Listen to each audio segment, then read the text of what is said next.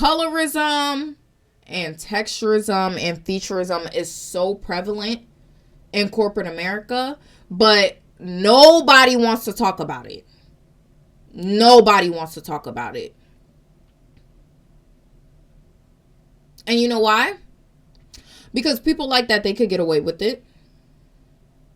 You see, when it comes to racism in the workplace, you can't be blatantly racist. You won't get away with that. Simple. Like, you will get a lawsuit. Simple as that. Like, simple. You have to use microaggressions or be subtly racist or do it in a sneaky way so that it's not as noticeable or something that somebody can really pin and put on paper to use against you in court or something like that. But black people in the workplace, they know that they can get away with being blatantly colorist and blatantly texturist and blatantly futurist. They know it. There are absolutely no training programs at all in any workplaces that talk about skin tone bias or colorism or texturism or featureism.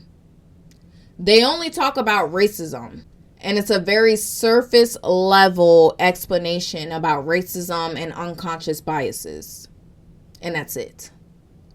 And because the black community has not even acknowledged colorism or texturism or featureism as prevalent issues in our community already, they don't give a fuck about perpetuating it in the workplace. So,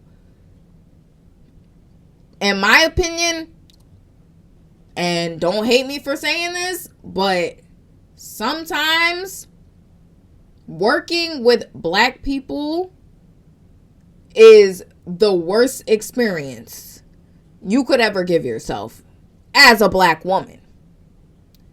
Because those people will be very comfortable disrespecting you as a black woman. Okay? They will be very comfortable coming for you in your skin tone, and they'll blatantly say it. You will have coworkers who will blatantly say, "Oh, you black as shit. Oh, you're pretty for a dark-skinned girl.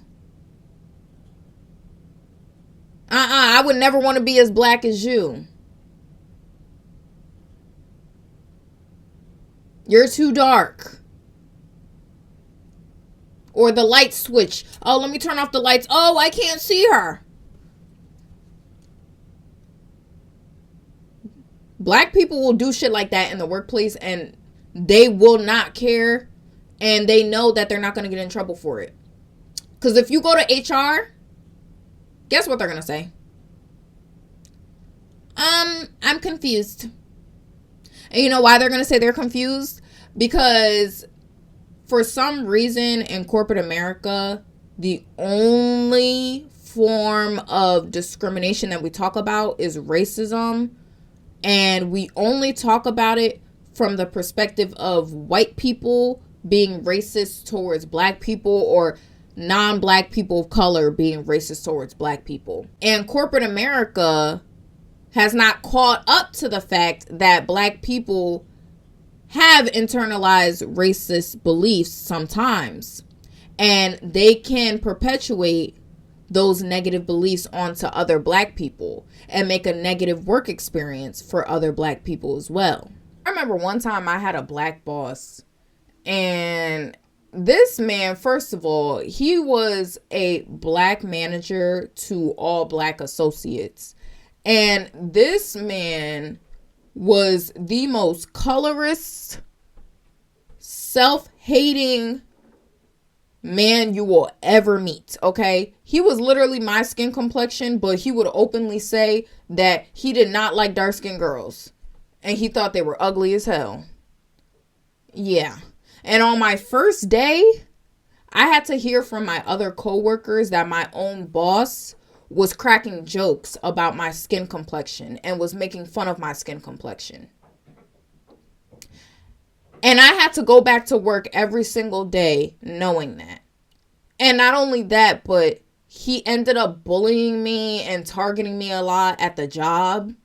And he ended up treating a lot of his associates with a lot of disrespect. And I was looking at him and I'm like, okay, if you were a white man, you would have watched yourself.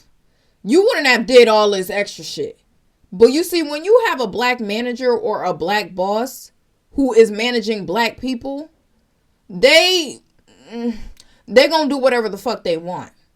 Because black people in the workplace, they know who to mess with and who not to mess with.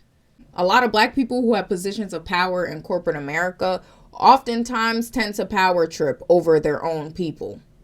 Okay? Because a lot of black people are not used to being in power. I mean, we literally systemically are at the bottom of the food chain. So we are not used to having any sense of power. So when we finally get into a facility or a corporation that moves us up in the hierarchy, suddenly we feel too cocky about the power that we have. And because we feel like we can't power trip over other races because their socioeconomic status is still above us, we'll power trip over our own people. So in my experience, my worst bosses and my worst managers were always black. Always. Like my white managers, they always they would do subtly racist stuff or, microaggressions here and there, but they would never be as bad as my black managers or bosses, because they knew as a white manager, you can't say certain things to a black associate. You know what I'm saying? But as a black manager, you can get away with saying a lot and doing a lot to a black associate. Because in corporate America, they don't pay attention to colorism or texturism or featureism. So, and the most people who perpetuate it, of course, in the workplace, the people who perpetuate colorism the most, black men and black women, of course. And I would say it's equally too. I can't even sit here and say it's mainly black men. Because when it comes to the workplace, black women are their biggest enemy.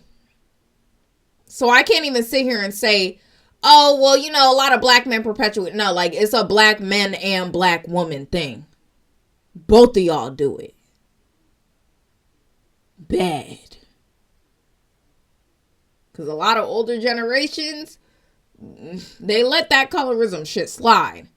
And sometimes when you're in a workplace, I've had moments where I was in a workplace and I had a black female coworker and me and her were making the same amount, but she was 20 years older than me. And a bitch was mad about that because, if you have to stand next to a beautiful woman like me all day and then you have to come to terms with the fact that you're 20 years older than me and you're making the same amount as me, I would be mad too. But, that led her to perpetuating all these colorist remarks and making fun of me at work and stuff like that because of my dark skin. And I'm like, girl, you a whole black woman.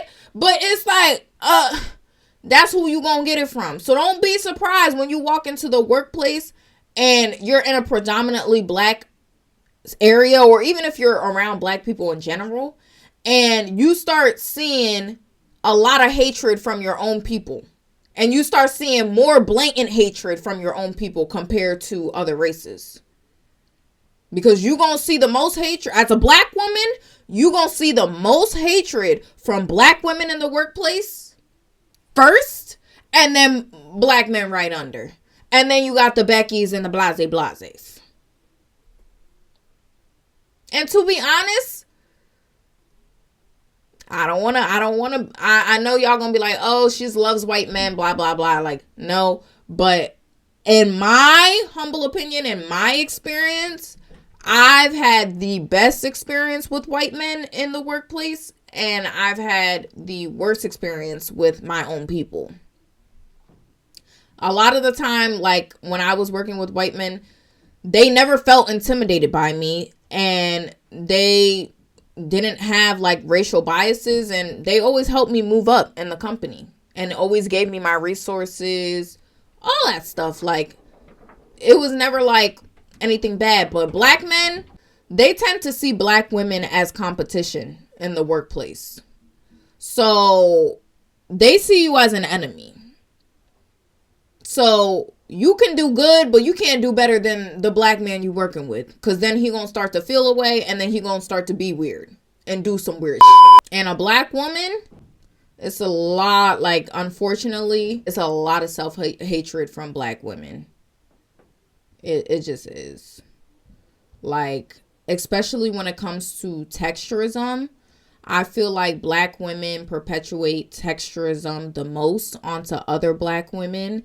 And y'all don't even realize how disgusting that is. Like, every time I get online, I see a black girl shaming another black girl for her natural hair. Or I see another black girl shaming a black girl for wearing a wig or for wearing extensions. And in the workplace, baby, I'm going to just say this. That Crown Act, it got passed. And I know the narrative that y'all thought y'all was running with, but in my opinion, that Crown Act got passed because black women were being texturous towards other black women in the workplace. I have never heard white people just up front be like, oh my God, I know your hair looks unprofessional today. I mean, I'm not saying that it's not possible. It could definitely happen. It probably has happened. But I wouldn't say it's as common because there's so many strict rules when it comes to racism, and they can't be blatantly racist. Like, they can give you microaggressions at most, but anything else is a lawsuit.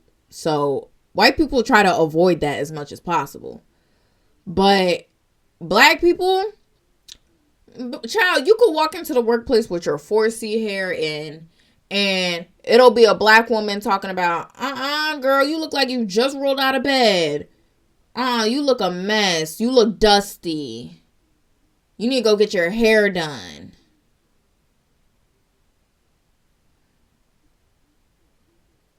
Black women are the most critical of black women's hair, period. And y'all do that in the workplace. And I feel like corporate America really needs to talk about this more because it has gone too far, okay? It's so many black women getting mistreated in the workplace due to colorism and texturism and featureism by their own people. Literally. I mean, statistically, darker skinned people go through higher levels of discrimination in the workplace compared to lighter skinned people.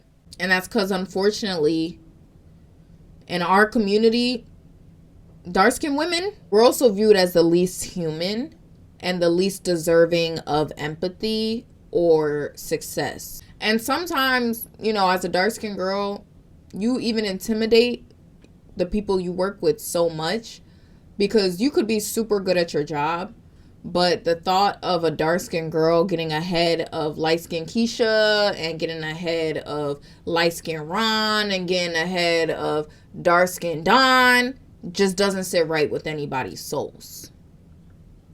So, if you are a dark-skinned woman in a predominantly black workplace, or you're surrounded by black people in the workplace, you will be the least protected. They will not defend you. You will be the most attacked. And if you're a little too good at your job, you will be the most unappreciated for your skills. Because you'll see a lot of other people who are less qualified or less hardworking get promoted before you do, just because they're of a lighter skin complexion.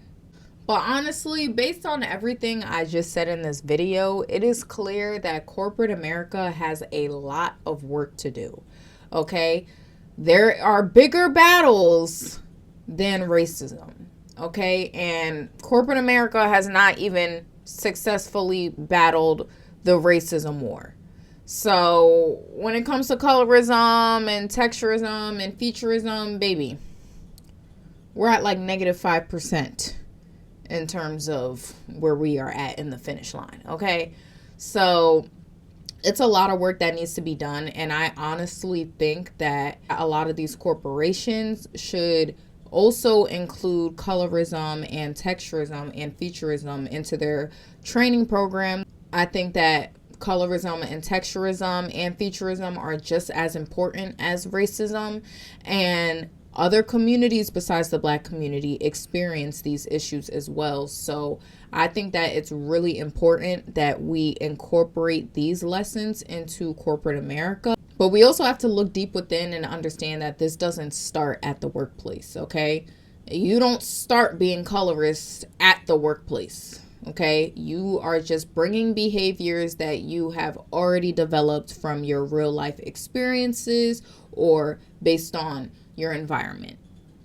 So what we need to do as a community is really shed light on these issues, okay? We really need to have conversations about colorism and texturism and featureism within our community, because that is when we can actually start having serious conversations about how it affects Black women and dark-skinned women in the workplace. And the only way we're going to solve these issues is if we actually acknowledge them and talk about it, which is something the Black community hates to do. The Black community will be super loud when a white person is being racist towards us. But if a non-Black person of color is being racist and they look like the preference, y'all will let it slide.